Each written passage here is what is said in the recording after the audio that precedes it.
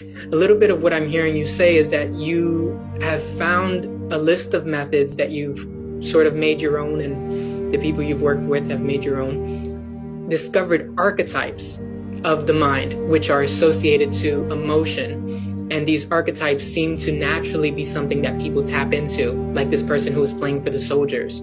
So he taps into that archetype of joy or anger, hatred, whatever it is. And through that, certain frequencies, or let's say certain structures, have no choice but to find expression from this body that I have.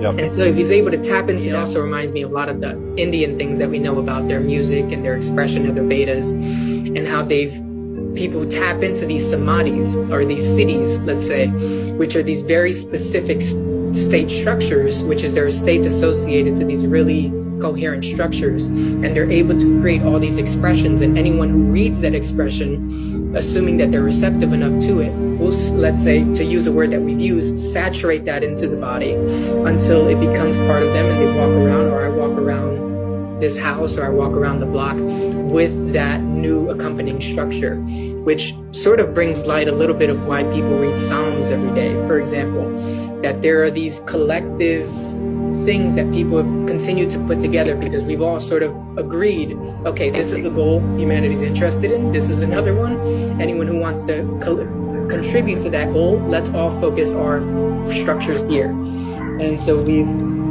continued to add more sophistication in the same way that you've added, let's say, more sophistication to these, I don't want to use the word sounds, and I don't want to use the word music, because obviously it's inclusive of those things and sort of taking a hedge forward.